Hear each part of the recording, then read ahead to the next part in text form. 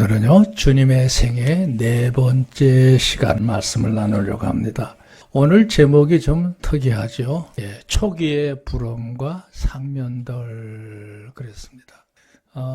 지난 시간에 예수님이 성령에 이끌린 바대에서 강자로 나가서 금식하신 후에 마귀로부터 시험당하는 그 대척점 반복해서 상고하시면 분명히 영적으로 소득이 있을 줄로 믿습니다. 그게 왜 그러냐면 예수님에게만 해당되는 게 아니고 우리에게 꼭 적용되어지는 원리들을 얘기하고 있는 거거든요. 잘 보셨으면 좋겠습니다. 자, 그때의 말씀이 굉장히 비중이 무겁다고 해야 될까요? 색깔로 말하면 아주 짙은 색깔이었는데요. 오늘은 어쩌면 좀 얇거나 가벼울 수도 있습니다. 그래서 이걸 건너뛰고 바로 2장으로 넘어갈까 고심을 하다가 아니다, 이거 굉장히 중요한 거구나. 왜냐하면 오늘 내용은 사복음 중에 사도 요한만 기록했어요. 사도 요한만. 사도 요한이 이것을 기록한 것은 실제 이 일이 있은 이후부터 아마 적어도 한 70년 이상 지났을 무렵이라고 생각해요. 에베소에서 목회할 때에 1세기 말이라고 할 수 있죠. 이 요한복음을 마지막으로 기록했잖아요. 그러니까 이미 앞서 마가복음, 마태복음, 누가복음서가 나왔고, 한참 후에 사도 요한이 옛날에 자신의 삶을 한번 이렇게 해상을 하면서 이 요한복음을 기록했단 말이죠. 그 기록하는 중에 오늘 특별히 이 부분을 비교적 굉장히 상세하게 구술되어 있는 점이 특이합니다. 무슨 얘기냐면 예수님의 제자가 12명이잖아요. 그 12명의 제자를 선택하는 과정에서 초창기 예수님의 제자가 되었던 사람 한 5명, 6명이라고 할 수 있는데요. 어떻게 예수님의 제자가 되어지는가 하는 그 과정을 이 요한만 기록하고 있어요. 그래서 매우 중요하죠. 중요해요. 그래서 제가 이 말씀을 묵상할 때 이 내용을 기록했던 사도 요한의 그 당시 그 마음 상태로 한번 돌아가 봐서 이 말씀을 곰곰이 묵상하니까 아주 이게 굉장히 중요한 의미를 갖고 있더라고요. 그래서 오늘 그 얘기를 이 자리에서 나누려고 합니다. 자, 여기 우선 인연 봅시다. 그리스도인들은 누구를 물어하고 제자로서의 부름을 마주하게 된다. 이 대전제인데요. 이게 뭔 얘기냐면 하나님을 오랫동안 섬기다 보면 종국적으로, 결과적으로 이런 얘기죠. 반드시 필연적으로 마주치게 되는 게 있습니다. 특히 이제 세 종류로 나눌 수가 있는데요. 그게 뭐냐? 더 헌신하면서 더 점진적으로 신앙이 깊어지면서 하나님의 사람으로 살기를 헌신하는 사람들이 있습니다. 소위 말하는 충성자죠. 충성자. 더 진실해지고 더 온전히 살려고 하는 진정한 신앙인이 형성이 됩니다. 왜 그럴까? 그거는 많이 깨닫는 것도 있지만 그 생활 속에 하나님을 만나는, 체험하는 일들이 날로 많아지고 분명해지기 때문에 하나님을 절대적으로 더 섬기는 일에 열심을 갖는 게 당연하죠. 당연합니다. 인정하시면 아멘. 그래서 지금도 여러분이 살아남아 있는 거라고 생각해요. 여러분이 여기 자리에 그냥 있는 게 아니에요. 얼마나 우리를 미혹하는 것들이 세상에 많아요. 이 시간만 투자해도 우리가 즐길 수 있는 세상의 일들이 너무 많은데 그거 다 내려놓고 이 주일날 하나님 앞에 예배 드리기 위해서 달려왔잖아요. 근데 혹 그 무리 가운데 두 번째 사람이 있을 수 있어요. 그게 뭐냐? 나태자예요. 섬기기는 하는데 명목상 어쩔 수 없이 그 신앙의 삶을 연이어가는 일에 힘겨워하는 이들이 있을 수 있어요. 때로는 수단을 부리기도 합니다. 그냥 적절하게 하나님을 섬기는 이들이 나올 수가 있어요. 근데 세 번째 유형이 있죠. 그게 뭐냐? 실패자인데요. 그게 낙오자입니다. 그러다가 신앙의 흐름에서 떨어져 나가는 사람들. 아니 세상적으로 안전히 변해져 버리는 배교자의 삶을 사는 이들도 있을 수 있어요. 왜 그럴까 하는 거예요. 왜 그럴까? 답은 하나입니다. 그 삶 속에 하나님과 마주침이 부족해서 그래요. 부족해서. 여기 그랬잖아요. 누구를 물어나고 반드시 제자의 부름으로 마주하게 되는 것이 정상입니다. 정상이에요. 나중에 내가 언급할게요. 자, 예수님을 알기 전에는 자기의 필요를 따라서 신앙생활을 시작하는 경우들이 많아요. 여러 가지 궁급한 일들이 이제 많다 보니까 삶이 불안정하기도 하고 또 뭔가 내 정서적으로도 그렇고 여러 가지 이유로 인해서 신앙생활을 그렇게 적당히 시작하는 경우들이 있습니다. 그러는 중에 놀랍게도 성령의 역사함을 통해서 그 마음이 예수님이란 분이 어떤 분이란 걸 확실히 알게 되고 그 예수님을 통해서 우리가 이루어지는 기본적인 은혜가 있잖아요. 대속의 은혜, 중생의 은혜, 영생할 수 있는 구원의 은혜가 우리에게 주어진 줄로 믿습니다. 그건 예수님을 섬기는 성도들에게 주어지는 유일한 축복이거든요. 다른 그 어떤 종교에서도 그런 것은 없어요. 없어요. 오직 예수님만이 주실 수 있는 거잖아요. 그걸 구원의 은혜라고 그래요. 그 대속의 은혜를 우리가 알게 되고 그리고 신앙생활을 쭉 해나가는 중에 하나하나 깨달아지는 깊이와 넓이가 심오해지는 거예요. 깨달아지는 게 많아요. 그런데 그게 그냥 단순히 지적인 깨달음으로 끝나는 게 아니고 그 깨달음을 내 마음에 믿음으로 받아들여서 그렇게 그 말씀 그대로 실천하고 살아가노라 하면 놀랍게도 성경에서 말하는 많은 은총의 역사들이 응답의 역사들이 내 삶 속에 경험되어진단 말이죠. 경험되어져. 그러면 신앙은 점점 깊어질 수밖에 없고요. 중요한 것은 내가 이제는 하나님의 자녀로서 하나님의 나라의 백성으로서 내가 제대로 성도답게 살아봐야겠구나 하는 마음의 헌신의 결의라고 할까요? 그 결의가 가져지게 돼요. 그게 뭐냐 아까 말했던 부름의 마주침의 역사가 그때 비로소 접점이 이루어지는 겁니다. 접점이 이루어져요. 여러분 오늘도 하나님 앞에 이 신앙생활을 하면서 오늘 예배 드리기 위해서 주일 교회 오셨는데요. 마지못해 오는 마음이 아니라 더 단 마음을 갖고 하나님 앞에 더 좋은 예배자로 드려야겠다는 내 삶을 제대로 살아야겠다고 하는 의식을 가지고 달려온 성도가 되시기를 주님을 축복합니다. 그러니까 그렇게 사는 동안에 가져지는 하나의 중요한 소명의식이 있어요. 소명의식. 그게 뭐냐? 하나님 나를 택하셨으니 나도 이제 하나님의 백성답게 제대로 한번 살아봐야겠다. 소명의식이에요. 아까 제가 세 사람 유형 중에 실패자 얘기했잖아요. 하나님과 우리의 이 관계성은요, 내가 선택해서 하나님을 섬기는 게 아닙니다. 선택의 주체가 하나님이에요. 하나님이 나 사랑하셔서 나를 택하신 구원의 은혜 역사의 세계를 알게 되면 내가 늘 부족해서 문제인 거지 더 하나님 앞에 바로 살고 싶은 내 마음의 열망이 언제나 항상 내 마음속에 늘 차 있는 거죠. 차 있어요. 그런데 실패자가 있을 수 있어요. 누구냐? 가룟 유다 같은 사람이에요. 가룟 유다를 택한 이는 예수님이었잖아요. 가룟 유다의 선택에 의해서 예수님의 제자가 된 게 아니에요. 근데 그는 착각하기를 내가 좋으면 저분을 따라가고 필요 없으면 내가 저분을 버려도 된다는 생각을 한 거예요. 그래서 예수님을 배반을 했어요. 그리고 제자의 이치에서 이탈해버린 거죠. 이탈했어요. 그 왜 그러냐? 내가 선택했다고 생각하는 거예요. 사랑하는 여러분, 우리가 하나님의 백성이 되고 자녀가 된 건 내가 좋아서 하나님을 섬기다 보니까 받은 선물이 아닙니다.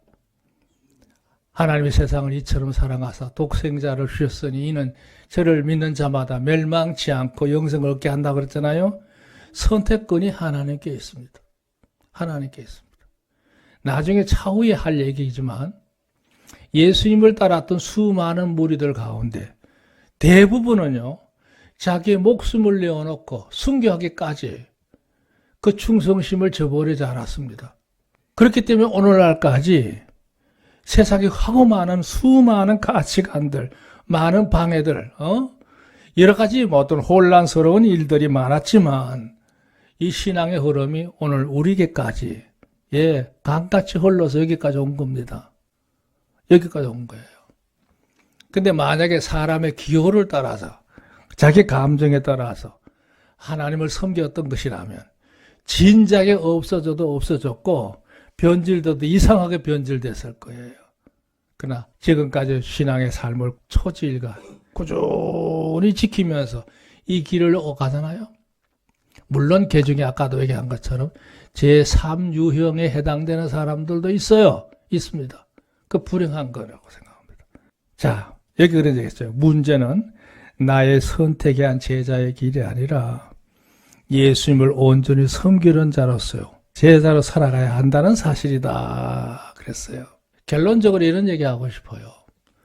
우리가 좋으면 주님을 섬겼다가 교회를 열심히 다녔다가 싫으면 교회를 그만두면 되지. 그는 여전히 아직 하나님을 제대로 못 만난 사람들이에요. 그러나 하나님의 은혜를 알고 그 선택함에 받은 축복을 안다면 절대 하나님을 떠날 수 없습니다. 내 선택이 아니라 그분의 선택에 의해서 우리가 하나님의 백성이 됐다는 사실을 믿으시기를 바랍니다. 오늘 이제 그 얘기를 할 참이에요. 자, 여기 서론 보세요. 본문은 예수님의 사역이 본격화되려는 초창기에, 이제 예수님의 침례 받으시고, 그 다음에 금식하시고 하는 과정이에요. 잠정적으로 예수님의 제자가 되어가는 과정이라고 보시면 돼요. 아직도 확신하게 예수님의 제자로 선포되지는 않았어요. 그거는 이제 저 마태복음 10장까지 가야 비로소 그 12명의 명단이 나타나요. 여기서는 초창기예요. 대여섯 명이 예수님의 제자가 되어가는 꼭 초입 과정의 얘기예요, 지금. 그러니까 그 얘기를 이 사도 요한만 다루고 있어요. 그래서 의미가 있다는 얘기예요. 그 내용을 보면 우리가 꼭 참고해야 될 만한 의미로운 것들이 이 내용 속에 있어요. 오늘 얘기는 복잡한 얘기가 아닙니다. 자, 일대짐. 첩경자의 제자 성계 그랬습니다. 지난번 요한 얘기를 할 때 이미 앞서 한번 얘기한 적이 있습니다. 예수님의 제자로서 제일 먼저 택함을 입었던 사람이 두 명이었잖아요. 요한하고 안드레였습니다. 안드레. 이들은 원래 침례 요한을 섬겼던 제자들이었어요. 침례 요한이 첩경자 사역을 하면서 해교 운동을 펼칠 때에 이들이 갈릴리로부터 내려와서 그때부터 이 요한을 따라다니면서 섬겼던 요한의 제자들이었습니다. 아마 돋보였던 열성적인 사람들이라고 생각합니다. 왜냐하면 자기 행업을 버리고 요한의 그 모든 뒷바라지를 하는 일이 쉬운 일이 아니거든요. 그러니까 요즘 우리로 말하면 신앙적으로 아주 뜨거운 불파예요, 불파. 요즘은 불파가 구경하기 어려워요. 제가 어렸을 때만 해도 교회 안에 불파가 많았거든요. 그분들을 기도할 때 보면 말이죠. 몸소리 치는 거예요, 몸소리. 저는 어릴 때 그걸 많이 봤습니다. 요즘은 냉장고 시대라 그런지 몰라도 아주 차분합니다. 차분해. 어쨌든, 이 안드레하고 요한은 불파 중에 불파다가 이렇게 보시면 돼요. 그렇게 해서 이제 요한을 섬기던 중에 침례 요한이 그러잖아요. 나는 지금 물로 침례를 주지만 내 뒤에 오시는 이는 성령으로 침례를 주는 분이 오시다 말이죠. 늘 그런다는 얘기한단 말이죠. 그러던 어느 날 예수님이 그 현장에 오신 거잖아요. 오셨어요. 그리고는 예수님이 침례를 받고 올라오실 때 엄청난 역사가 일어나죠. 성령이 비둘기같이 조용히 그곳에 임하게 되고 하늘로부터 이는 내 사랑하는 아들이라 내 기뻐하는 자다. 음성이 들리면서 공인을 받습니다. 공인을 받아요. 그걸로 안 끝났습니다. 그리고 거의 튼날이 됐는데 주님이 아직도 그 주변에 계신 것을 요한의 이 두 제자가 바라보고 있었던 거죠. 그때 침례 요한이 그런 얘기를 합니다. 저분이 바로 하나님의 어린 양이시다. 그리스도시다. 메시아로 오신 분이시다. 그 말은 뭐냐면 이제 나를 따르고 섬길 게 아니라 저분을 따르고 섬겨야 된다. 이 말을 이제 간접적인 표현을 한 거죠. 저분이 섬겨라. 이런 얘기예요. 그랬을 때요, 이 요한과 이 안드레가 그날로부터 예수님을 따르기 시작합니다. 예. 그게 오늘 여기 나오는 35절부터 38절 내용이 이제 그 얘기를 지금 하고 있는 거예요. 그래서 지난번 그 얘기를 제가 잠깐 소개했죠. 소개했습니다. 사람이 그렇잖아요. 자기를 잘 섬기는 수종자가 옆에 있으면 얼마나 일신상에 편해요. 그러니까 뭐 어느 사회든 간에 자기를 떠받드는 옆에 있는 이 척건이 있다고 하는 거는 예, 그 축복이거든요. 더군다나 열성적인 사람, 순수한 사람, 헌신적인 사람이 있으면 말할 수 없이 내 삶이 윤택하지요. 그런데 이 침례 요한은 자기를 겉으로 섬기면서 따랐던 이 두 제자를 예수님에게로 인계합니다. 할렐루야. 그러니까 요한의 됨됨이에요. 침례 요한의 됨됨이. 그런 첩경자로서의 기본 사역만 충실한 게 아니라 자기의 본분을 절대로 잊지 않았어요. 이제는 나는 저분에 비해서 점점 내 이름은 지워져야 되고 저분만 돋보이면 된다는 개념이에요. 그리고 얼마 가지 않아서 요한은 감옥에 들어가게 되는 일을 겪거든요. 그게 뭐냐면 자기 스스로 자신의 자취를 감춰가는 과정이에요. 그런데 중요한 거는 자기를 섬겼던 그 충실한 척건의 두 사람을 예수님에게로 인계합니다. 그냥 단순한 권고가 아니라 아마 제가 생각할 때는 명령이었지 않았나 생각해요. 이젠 저분을 섬겨야 된다. 아마 적극적으로 명령했겠죠. 그랬을 때 이 요한과 안드레가 그날로부터 예수님을 따르기 시작합니다. 그 예수님의 첫 제자 두 명은 자신이 직접 뽑은 게 아니라 침례 요한에 의해서 넘겨받았다고 할까요? 섬겨받은 제자였던 것이죠. 그러니까 이 침례 요한이라는 인물의 그 됨됨이 인격적인 것도 그렇고 신앙적인 것도 그렇고요. 그리고 그가 자신에게 주어졌던 하나님 부여한 그 사명감에서 최선을 다한 겁니다. 그러니까 단순히 자기 사역만 충실한 게 아니라 자기 사랑까지도 예수님에게서 지원을 해서 그분을 섬기도록 만들어가는 이 과정 놀랍기만 합니다. 놀랍기만 해요. 자, 두 번째 대지 안드레의 예수 증거 그랬어요. 그날 이제 이 요한과 안드레가 예수님을 따르면서 주여 어디에 계십니까? 그러니까 주님이 와보라 그랬어요. 뭐 그것이 빈들이었겠죠. 그곳에서 이제 주님과 더불어 동거합니다. 동거하는데 중요한 점은 여기 39절 보면 와보라 해서 갔어요. 그날 함께 예수님과 거했어요. 늘 동행했다는 얘기예요. 그리고는 보세요. 제 10시쯤 되었다 그랬어요. 이 10시는 우리나라 시간을 계산하면 오후 4시입니다. 하루 종일 주님과 함께 거하다가 해가 질 무렵에 됐을 때 이 안드레가요. 갈릴리에 있는 자기의 형에게 달려갑니다. 베드로입니다.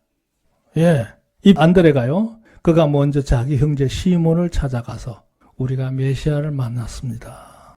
메시아를 번역하면 그리스도라. 그리고 42절 그 형을 설득을 시켜서 예수님께로 여기 데리고 왔다는 말을 표현했었지만 인도해요. 예수님 앞으로 그 형을 데리고 와요. 그랬을 때 예수님이 아주 생명부지죠. 처음 만났어요. 베드로가 마주친 일이 없어. 그런데 뭐라고 하셨냐면 내가 요한의 아들 시몬이니 장차 개발하리라 그랬어요. 개바. 아람어로 케파스 이렇게 말하는데 그 말은 큰 바위란 뜻이에요. 이걸 이제 헬라어로 말할 때는 페트로스를 갖고 우리 말은 베드로 이렇게 번역을 했어요.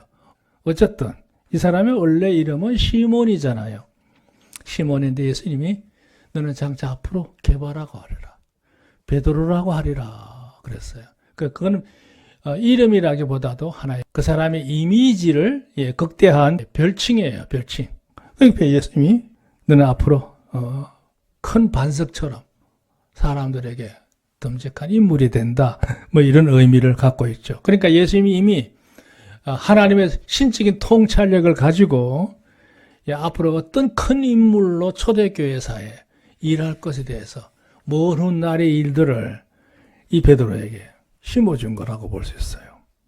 자, 여기 세 번째 그 문단에 보면 이런 말이세요. 비록 지금은 비천한 어부야. 아마 그때 베드로는 기분이 좋았을까요? 뭐 괜찮았다고 생각해요. 왜냐하면 갈릴리 바다에서 고기 잡는 어부 출신인데 뭐 별로 볼 거 있겠어요. 그게다가 이 베드로는 성격이 굉장히 급해요. 그런데 나중에 예수님의 12명의 제자 가운데 대표성을 가지고 있는 제자가 바로 이 베드로죠. 그러니까 베드로, 야고보, 요한이 제자 중에 선두 제자잖아요. 그 역할이 컸어요. 그 중에 대표적인 사람이 베드로입니다. 그가 맨 먼저 앞장서서 모든 것을 이끌어가는 리더자라고 할 수 있습니다. 그 실질적으로 오순절 역사가 일어난 이후에 예루살렘 교회가 태동하게 되는 결정적인 요인 중에 하나가 베드로의 설교를 듣고 수많은 사람들이 회개하고 그날 그리스도인 성도들이 되잖아요. 베드로 빼놓을 수 없습니다. 대단한 인물입니다. 아마도 사도 바울이 본격적으로 선교 사역을 하기 이전까지의 모든 세상의 흐름은 이 베드로가 주도했다고 말할 수 있어요. 대단한 인물입니다. 그런 역할로 쓰임을 받았던. 그걸 이미 주님은 아시고 너가 지금은 고기를 잡는 어부이지만 앞으로 사람을 낚는 어부가 될 거다. 그렇게 말씀을 하신 이 역사가 나와요. 근데 오늘 접점은 이것으로 베드로의 얘기는 한동안 잠잠합니다. 그래서 아까 얘기했죠. 이건 공식적인 제자로 선택하는 과정이 아니라 잠정적으로 제자가 될 수 있는 군락 속에 이 베드로가 인도를 받았던 과정의 얘기다. 이렇게 보시면 돼요. 또 하나 중요한 건 세 번째 대지인데요. 여기 경건하면 소명자들 그랬어요. 경건하면 소명자들. 예수님이 이제 안드레, 요한 같이 있죠. 그 다음에 이제 시몬을 만나게 되면서 세 사람이 이제 예수님을 따르게 되지요. 아마 계속 같이 생활했는지는 불확실합니다. 근데 예수님이 이제 그들과 함께 갈릴리 지역으로 올라가셨어요. 갈릴리 지역으로. 그러니까 갈릴리 바다 주변에 있는 마을들이라고 할 수 있겠죠. 노중에서 빌립이라는 사람을 만납니다. 빌립. 이 빌립을 보시고 주님께서 나를 쫓으라 그랬어요. 그 말은 뭐냐면 제자로 택하는 하나의 부름의 과정이에요. 그래서 예수님과 빌립이 이제 같이 함께하게 되는 제자의 군락 속에 들어온 거예요. 들어왔어요. 얼마 동안 만났는지 모르지만 이 빌립은요. 얼마 있지 않았어요. 중요한 것은 자신의 동네에 사는 나다나엘이라는 사람을 찾아갑니다. 나다나엘. 이 나다나엘은 어떤 사람이냐. 굉장히 기도 많이 하고 경건하게 사는 사람이었어요. 그를 찾아가서 모세의 율법에도 기록되어 있고 수많은 선지자들이 예언했던 그 메시아를 내가 만났다. 그분은 나사렛 예수다. 그랬어요. 그 나다나엘은 이미 성경에 어느 정도 정통한 사람이야. 그 핀잔을 줍니다. 무슨 나사렛이란 동네에서 메시아가 와? 그런 일은 없어. 그 예수님을 아예 무시하고 이렇게 의아심을 가지고 거절을 했습니다. 그랬더니 빌립이 물러서지 않았어요. 내 말이 사실인지 아닌지 한번 와봐. 가보자 이거야. 그래서 이 나다나엘이 빌립을 따라서 예수님께로 옵니다. 그런데 놀라운 일이 벌어졌어요. 예수님이 나다나엘이 자기에게 오는 걸 보고 주변에 있는 사람들이 얘기했겠죠. 가라사대 보라 이는 참 이스라엘의 사람이다. 이 사람 속에는 간사한 것이 없는 사람이다. 온전하고 정직한 경건한 자다 하는 걸 인정한 거죠. 그 나다나엘이 깜짝 놀랍니다. 나하고 초면인데 나를 어떻게 하십니까? 그래서 주님의 말씀이 놀라웠어요. 이게 이제 신적인 능력의 일부분이에요. 빌립이 너를 부르기 전에 너가 무화과 나무 아래에 앉아 있는 걸 내가 보았다. 그랬어요. 기가 막히는 거예요. 빌립이 나다나엘을 찾아갔을 때 나다나엘은 무화과 나무 밑에서 기도하고 있었어요. 기도하고 있었어. 그러다가 빌립을 찾아와서 이제 만나서 얘기를 나누고 좀 온 거거든. 아직 그 사실을 빌립이 예수님께 뭐 이실 짓고 한 것도 아니잖아요. 근데 너는 이미 빌립이 너를 부르러 오기 전에 나무 아래에 있는 걸 내가 봤다. 이러니까 그 엄밀한 기도의 처소를 아무도 모르는데 예수님이 알고 계신 거예요. 이건 하나님만이 하실 수 있는 일이잖아요. 그랬을 때 나다나엘이 곧바로 굴복합니다. 당신은 하나님의 아들이시오. 당신은 이스라엘의 임금이십니다. 그래서 예수님이 그러셨죠. 내가 너를 무화과 나무 아래서 보았다가 함으로 나를 믿느냐? 앞으로 더 큰 일도 보리라. 할렐루야. 그러면서 이렇게 말합니다. 내가 진실로 너에게 이르노니 하늘이 열리고 하나님의 사람들이 인자위에 오르락내리락 하는 것을 너희가 볼 때가 온다. 그날로부터 나다나엘이 예수님의 제자의 바늘에 들어옵니다. 이 사람의 또 다른 이름은 바돌로메예요. 바돌로메. 마태, 마가, 누가복음에는 이 사람의 이름이 바돌로메로만 기록되어 있어요. 근데 요한복음에만 나다나엘로 기록되어 있어요. 근데 이거는 의미가 있어요. 본명은 나다나엘이라고 보시면 돼요. 그게 원서에로 보면 네타느엘이라고 나와요. 네타느엘. 하나님이 이루었다. 이런 얘기인데요. 그랬던 이름이 공간복음서에는 바돌로메라고 나와요. 주로 이제 이스라엘 이름 앞에 벤이나 바가 붙으면 아들이라는 뜻이에요. 돌로메의 아들 이런 뜻이에요. 그러니까 공간복음에는 돌로메의 아들로 기록되어 있고 요한복음에는 나다나엘로 되어 있어요. 아, 나다나엘이 본명이고 바돌로메라는 게 별명이로구나. 그렇게 보시면 돼요. 바요나 시모나 할 때 요나의 아들 시모나 이런 뜻이잖아요. 예, 그런 의미예요.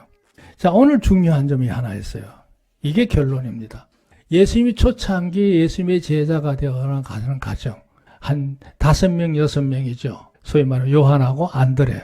그 다음에 안드레를 통해서 그 형 시몬이 예수님의 제자로 들어오게 되고, 그 다음 빌립은 예수님이 직접 가시다가 마주쳐서 부름을 갖췄던 거고, 그 빌립은 다시 자기가 가장 친하게 지내고 나다나엘을 찾아가서 예수님을 소개하잖아요. 그 5명이 예수님의 1차 제자의 군락 속에 들어가게 돼요. 그리고 나중에 이제 요한은 다시 자기 형을 찾아가서 예수님의 제자로 들어오는 결정적인 역할을 하죠. 그게 누굴까요? 야고보입니다. 야고보. 그리고 그 후에 이제 세간에 앉아있는 마태를 예수님이 다시 부르셔서 7명이 예수님의 제자에 1차 들어오거든요. 그 예수님의 12명의 제자가 한참에 이루어진 게 아니고 이런 과정을 통해서 제자가 형성이 되는 과정을 보여주는데요. 중요한 점은 여기서 초창기에 이 5명, 6명이 어떻게 이루어졌느냐. 다 관계 중심적인 역할을 통해서 예수님이 소개되고 있다는 점이에요. 그렇죠? 형이나 친구를 찾아가서 그를 예수님에게로 인도하는 과정을 통해서 예수님의 충실한 제자가 형성되는 걸 볼 수 있어요. 우리가 하고 있는 전도법 가운데요, 관계 중심적인 전도라는 게 있어요. 여기 오늘 주부에 이쪽에 도표 하나, 그림 하나 있죠. 이 관계 중심원이에요. 나를 중심으로 해서 직계 가족, 형제, 친지, 이웃 이렇게 식으로 그 관계를 점점 멀어져 가면서 나중에 저 바깥에 내가 알지 못하는 수많은 사람들까지도 이제 대상을 삼는 거죠. 그러니까 신앙생활은 그래요. 내가 진정으로 예수님을 제대로 만났다면 내가 만난 예수님을 나 혼자로만 섬기는 자가 아니고 가까운 사람들에게 예수님을 전가하는 자가 되어야 된다는 것이 오늘 이 본문의 말을 보여주는 중요한 순리예요. 순리. 그래서 여러분 주변에 가까운 모든 이들, 그들은 그냥 단순한 친밀한 관계로서만 형태인 게 아니고 그들 앞에 제대로 전가할 수 있는 은혜의 삶이 되는 것이지요. 이 제자 삼는 일의 문제가 오늘 이제 처음으로 대두가 되는데요. 이 제자 삼는 일은 어제 오늘 일이 아닙니다. 이미 구약 시대로부터 계속해서 모든 인간관계에는요, 가르치는 자와 배우는 자, 그걸 이어가는 선계자가요, 형성된 사회로서 지금까지 흘러온 거예요. 특히 신약 성경에 오면 예수님의 제자가 되는 문제에 대해서 아주 매우 강하게 우리에게 많은 교훈들을 하고 있어요.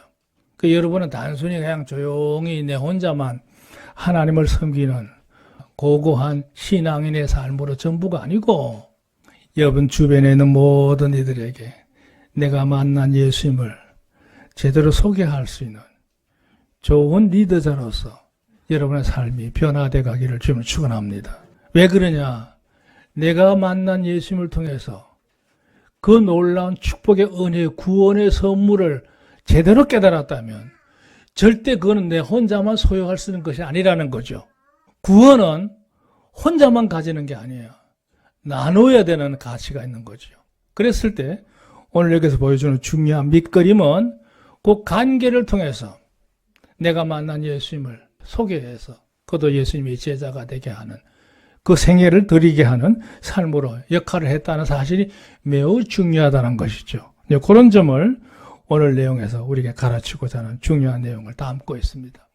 아무튼 여러분 주변을 돌아보아서 여러분이 기회가 있는 대로 내 가장 가까운 이들, 특히 가족부터 시작해서 형제들, 친지들, 동료들, 이웃들 할 것 없이 하나님의 기회가 주어지는 대로 내가 만난 예수님을 소개할 수 있는 삶이 되기를 바라고, 그들도 구원함 받아서 하나님의 놀라운 은혜의 축복을 누려가고 은총의 삶의 역사가 이루어지기를 주의 이름으로 축복합니다. 그게 우리가 할 일이라고 하는 걸 강조하기 위해서 오늘 이 말씀을 선택한 거예요. 혼자 예수님을 잘 섬기는 게 아니고 내 주변에 있는 애들이 모두가 다 하나님을 잘 섬기는 자로서 여러분의 역할을 잘 하시기를 주의 이름으로 권고합니다.